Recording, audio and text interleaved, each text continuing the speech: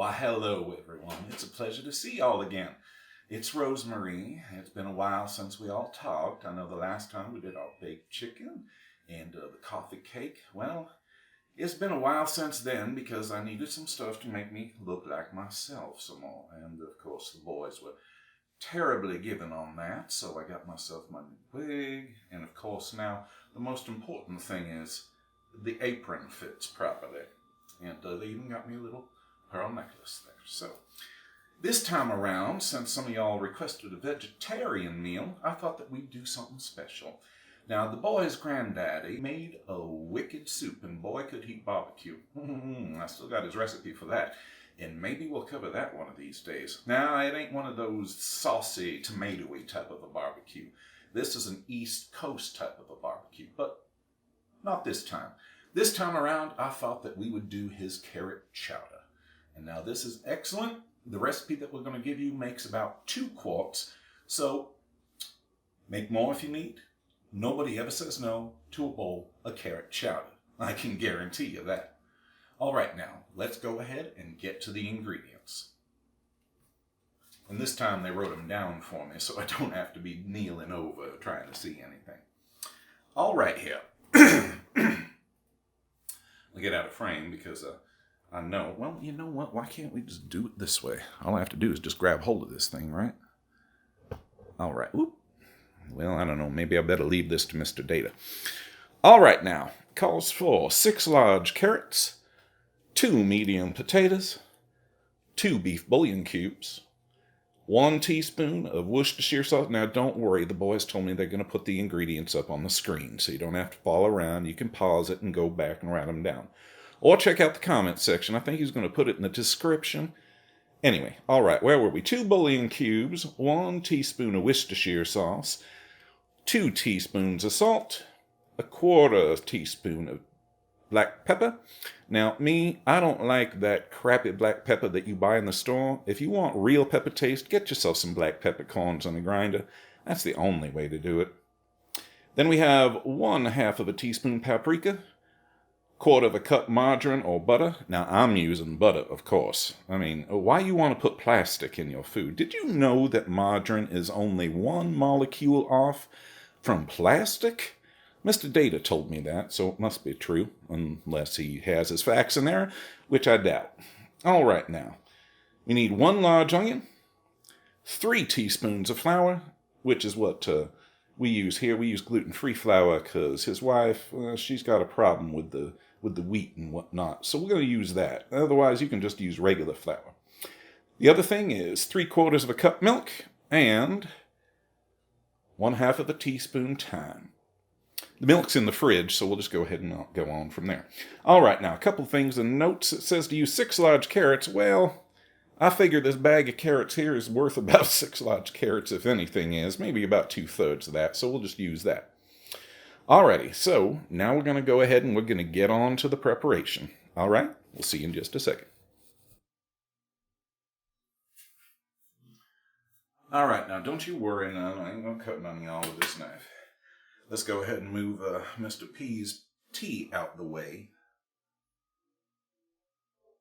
I'm sure he won't mind if I take a sip of it. And if he does, well, he ain't going to know about it until the movie now, does he? Movie? All right, no, show, whatever it is that we're doing. All right, now, let's move this out of the way. Give this a quick wipe down. Now, I cleaned this before we started, so don't you worry none about that. All right, now that we got all that out of the way, let's see, we'll go ahead and, the large carrots, they're already cut up, so we don't need to do that. So what we're going to do, we're going to go ahead and slice up these potatoes. Now, you want to go ahead and leave the skins on because that's going to give us a little bit of taste, all right? So what you're going to go ahead and do is you take that potato, hold it like that, cut it in half. Now, the recipe calls for cubed. Now, honestly, I don't see much difference between cubed and diced, so I'm going to do diced. So you cut it in half like that, take and cut it in half again. Scooch those over to the side. Now we're going to go and take and just go just like this. Now you can either make these potatoes fairly chunky or, I don't know, this is what, about a 1/4, 1/2 inch. So you go ahead and do those. Here's a nice bowl to put those in, so we'll just go ahead and transfer those over as we do them.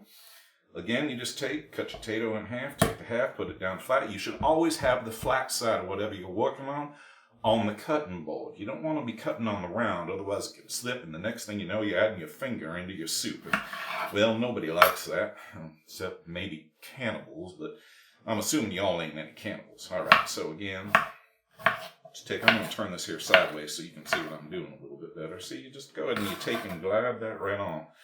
Now, here's something that you may not be aware of, because the boy sure wasn't. If he'd asked, I could have told him. Whenever you're cutting something, you're not actually cutting. You're not drawing the knife back. You ever watch those cooks on the TV shows like Julia Child, and she's all, you know? Well, this is the easy way. They make it look easy, but it took him forever to figure out that you ain't drawing back. You're actually pushing. And just let the surface of the knife glide against the back of your fingers like that. And in no time at all, it's done. So don't pull your knife when you're cutting. You push like this, all right? Slice that in half. Now you take and kind of curl your fingers in and push. Not pull. Now you figure you're cutting, so you'd want to pull, right? Nope. Nope, nope, nope. You push forward to cut. All right.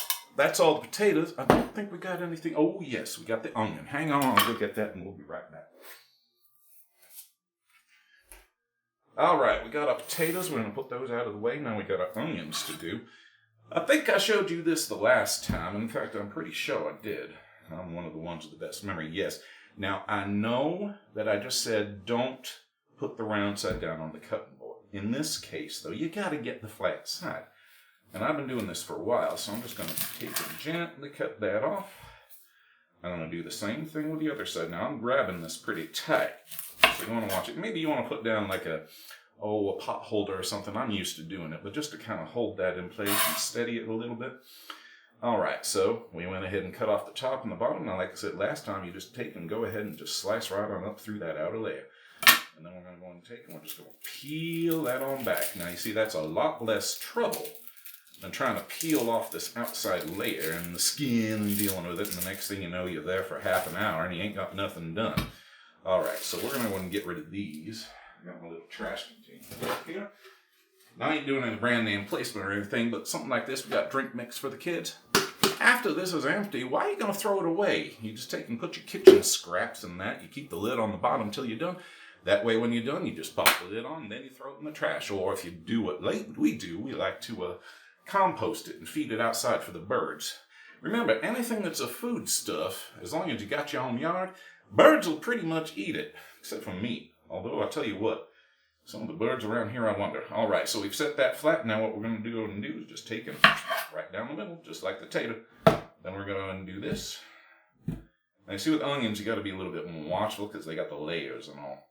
All right, in this case, we're going to go ahead and we're just going to take and cut it in half. We're going to cut it in half again on the slice, and one more time on the other side. Like I said, they're slippery, so be careful. Just like the potato. Forward. In this case, we're cutting these up rough, so we only need to do 3 cuts. All right. Get that out of there. We don't want any onion skin in our soup. Wouldn't hurt anything, but, might get caught in the teeth or something. You don't want people picking stuff out of their teeth at your dinner table, now do you? Particularly not when you're dealing with a soup. Ooh, that's a mighty powerful onion. Oh, my eyes are watering already. Now, there are different ways that they say that you can take care of this. Hold a matchstick between your teeth or, all that kind of thing. The only one that I've actually found that works is cutting them underwater, which is a tip that I learned. Well, I can't remember who I learned that from, truthfully. But if you cut them underwater, it kind of rinses that stuff off. Makes it easier not to cry so much. Alrighty.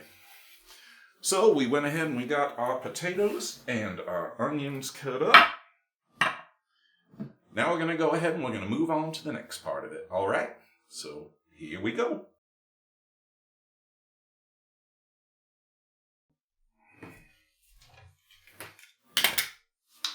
Okay, now, we're back. Now, according to the recipe here, the next thing we're going to go and do is we're going to take our potatoes. Get on in there. Put your potatoes, your carrots,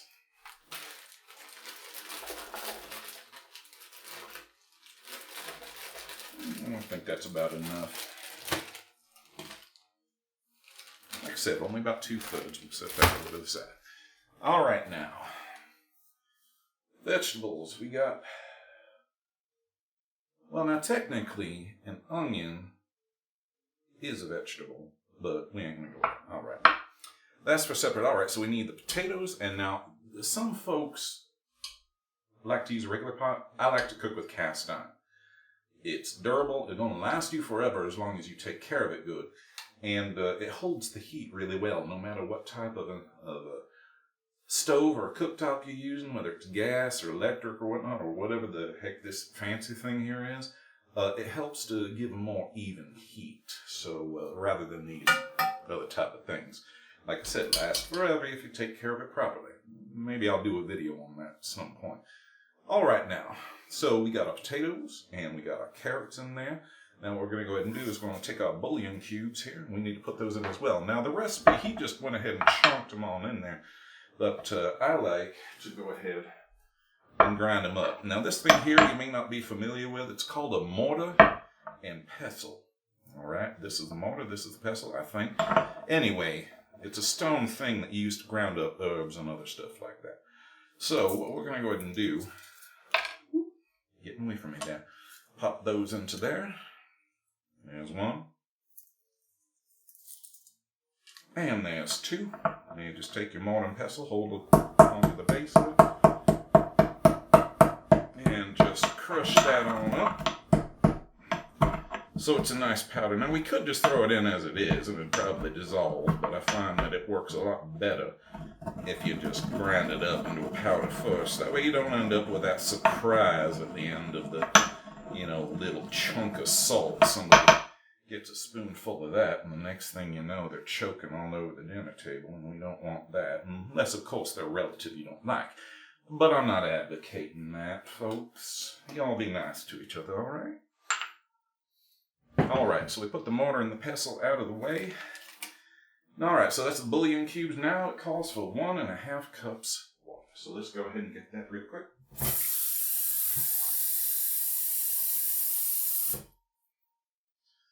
Alright, there's 1.5 cups. We go ahead and put that in there. Now we need the Worcestershire sauce. Now since we're going to be boiling this, I'm going to go ahead and I'm going to turn the heat on here. Get it going, because it's going to take that kettle a minute to warm up there. Oh, all right, it's a pot, Mr. P. He said the kettle's for water. He's absolutely right about that. He's a little cranky because he didn't get to have his tea yet this morning. But we're kind of under time pressure. Well, because to be frank, the kids get a little uncomfortable when I'm around all dressed out like this. So we're trying to be considerate with them. They still haven't actually adapted to all of us yet. So, I mean, they're good about it. But, don't rock the boat if you don't have to. So I've been biding my time. All right, here. So let's see. We put in the water. Now we need the Worcestershire sauce. Not Worcestershire or anything like that. It's Worcestershire. Shire is pronounced sure. Or shire, sure. Worcestershire. I'm sure that it's pronounced Worcestershire. That's one of them words, the more you say it, the stranger it sounds. All right, now, we're going to go ahead and get 1 teaspoon of that. Now, I like to use these little slidey spoons. They're really great for both liquid and for dried stuff. All right, so there's 1 tablespoon. Or, I'm sorry, teaspoon. 1 teaspoon of the Worcestershire sauce. All right. Now then, let's see here. We also need the salt, which is going to be 2 teaspoons. Now keep in mind, you don't want to overdo it on the salt because Worcestershire sauce, that's powerful salty enough as it is, all right? So don't overdo it. And I like to use kosher salt. It's the best for cooking with. If you want to use regular old table salt with the iodine in it, you'd be my guest. But the kosher salt tastes better. All right, so we got, let's see here. We got the salt. Now we need 1/4 teaspoon of the pepper. Now, I'll make this real easy. Like I said, this is ground pepper. So what we're going to go ahead and do is we're going to get ourselves a plate. And grind some up on there. Now you can go ahead and measure this out if you want. But after you cook them for a while, you kind of get a feel of just how much is enough. And I think that that's about it right there. So we'll go ahead and we're going to pour that off into our ham. And yes, I washed my hands before we started.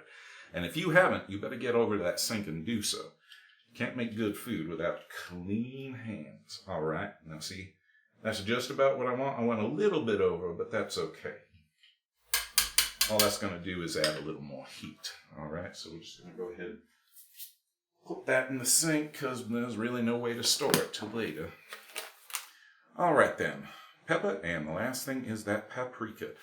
Now, honestly, I don't know what the point of paprika is. To me, it doesn't taste like nothing except a topping to put on top of deviled eggs. But, you know, his grandpa, he said it's in here, and he made some damn good soup, so I'm not going to mess around with his recipe. So we're going to go ahead and use the paprika. And here, you need half a tablespoon, or half a teaspoon. I'm sorry, I keep mispronouncing that. So in goes the paprika. We don't know why, but we're going to put it on in there. Alrighty, that's everything there. Now you might be able to hear that kettle starting to boil up. Now remember, take the stuff that you ain't using and put it in the sink right away so you can clean it up, and that way it ain't in the middle of your workspace. Alright.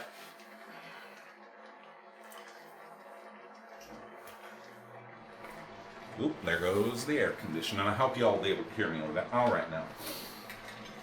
We went ahead and we got that in there, and it's already starting to boil. So all we need to do is stir that up like that. You know what? I'm going to move that camera over here a little bit so you can get a good look on the inside here. So you just hang on a sec. I'll be right back. Oh, you can see from the inside. All right, well then, we'll just leave it alone. Did better than I thought, setting that up. Of course, you can't see me, but the food's the real star here. All right, now, what we're going to go ahead and do, we bring that to the boiling point, according to the recipe. Now, what we're going to go ahead and do is reduce the heat. Now, cast iron, I'm going to put this at about, say a 6 or 7. Let's go with a 7. All right, go ahead and cover that over. So you reduce heat, cover, and cook your chowder slowly for about 20 minutes. Yeah, come to think of it, 7 is going to be too much. We'll take that down to about a 3. All right. So about 20 minutes, we're going to go ahead and do that. Now, while the chowder cooks, what we're going to go ahead and do is we're going to take that onion and we're going to soften it up a little bit. So again, we're going to take our cast iron pan, put it over here. Now this one I might actually have to move the thing for. Bother actually. So let's see here now. Melt margarine in a separate saucepan, stir in chopped onion, and cook until smooth and limp. Like I said, we are not using margarine, we're using butter. So we're going to go ahead and take and put that on in there. And now I am going to bring this around so that you can see a little bit better as we cook. Oh, well, no, actually, it's still pretty good. And yeah, I know I got plastic sitting on the cooktop. It's all right. This part here don't get hot at all. I do like this about that stove. Still got to be careful, but that's all right. All right, then. Go ahead and turn that on, get that going. Kind of thing, I am going to bring that around. All right, hang on just a second there, folks. All right, there we go. Now we're looking at the saucepan proper. Now, because this is cast iron, some of y'all might have seen this on the mortar and pestle. It's a little drab and raggedy. I put this to good use. Need a new one. Whenever you're working with cast iron, remember, you can't grab a hold of that handle without ruining your fingers in the process. All right, so that butter's getting going, so we're going to go ahead and we're going to take and give it a little bit of a help. And yes, believe it or not, that is 1/4 cup butter, also equal to 1 stick, well, of either butter. This comes in a big old block, or that margarine stuff, which is just 1 stick of that. Now, while that's going, we're going to go ahead and take our onions, pop them in there, and get those going. Into the sink with our dishes. All right then, now what we're going to go ahead and do is we're going to melt that up, stir in the onion, and we're going to cook that until it's clear and limp. Now you notice that I didn't separate these, though. That's because the cooking process is going to do that all on its own for us. Alright. You see now it's coming along quite nicely. You see how that butter's coming up all nice and foamy?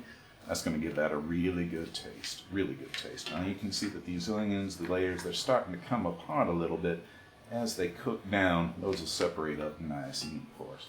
So I'll tell you what, I'm going to go ahead and sit here and I'm going to let you watch that cooking while I go and clean up a few other things. And maybe we'll put on a little bit of music for y'all to listen to while I do that. Alright? I'll be right back now.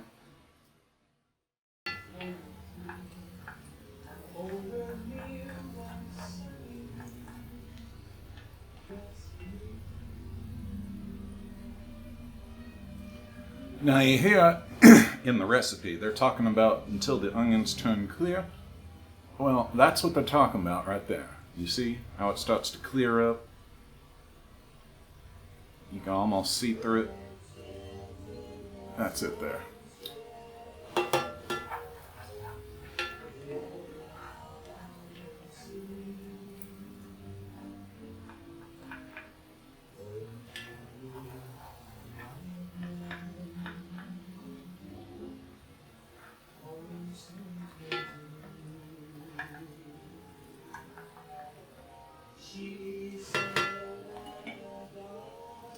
Alright, so at this point, most of the onions have started to clear up. I'm going to go ahead and I'm going to take the next step now.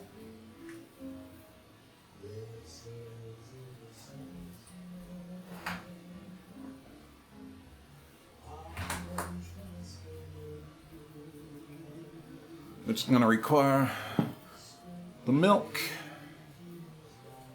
and the flour. So we're going to go ahead and we're going to mix in the flour as best we can.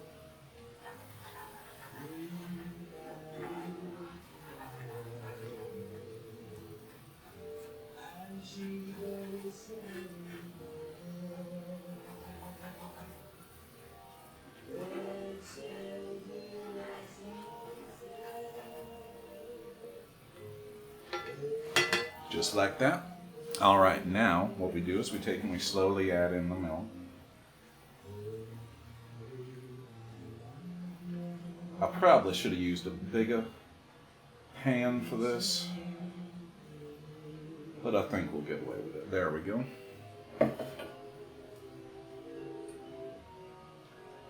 Just stir that up real gentle like.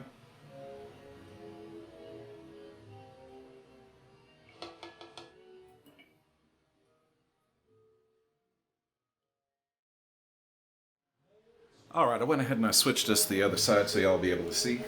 Alright, now, go ahead and lift the lid off that. Now technically, I did that wrong. What you want to go ahead and do is you want to lift the lid away from you like that. That way all that steam and whatnot doesn't come up and get burned in your hands. Alright, I'm going to take and I'm going to set this aside.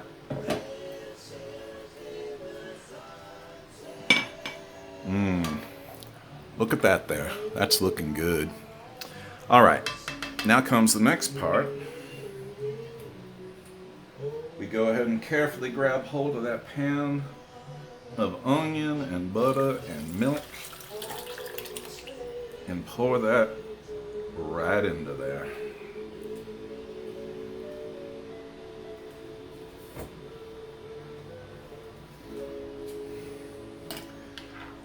Give it a good stir.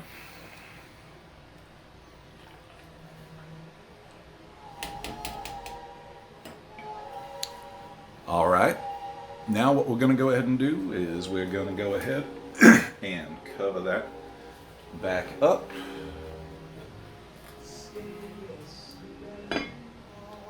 Just like that. You might have noticed I like to keep things neat.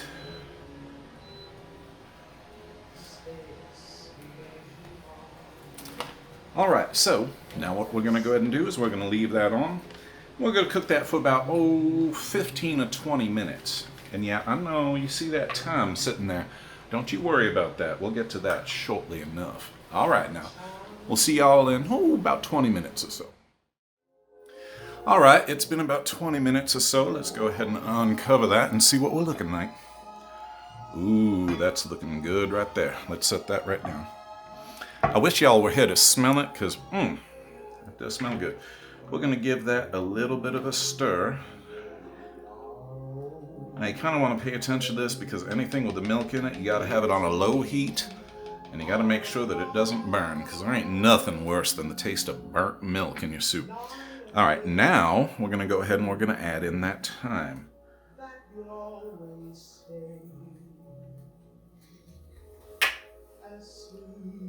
Give that a good stir. Boy, I tell you, the minute that thyme hits that soup, chowder, the minute that soup hits the chowder, it just smells so good. It takes one good smell and it just totally makes it into something else. Oh, Miss Mimi's starting to slip through with her slang there. I'm sorry. It takes the smell and makes it oh so good. There we are. We'll try that. Sorry, y'all. We tend to blend together sometimes, so it can be tough to tell who's thinking what. So y'all forgive me if I have those little slips of the tongue, all right? All right, now we're just going to go ahead and we're going to let that set for, about another 15 minutes or so until it's done. Now what you want to do is you want to go ahead and cook that until the carrots start to soften up. You'll know when you can put that stirring spoon right through them. And that's about all there is to it. So we're going to go ahead and switch back for a minute. I'll say a few things and that'll be about it.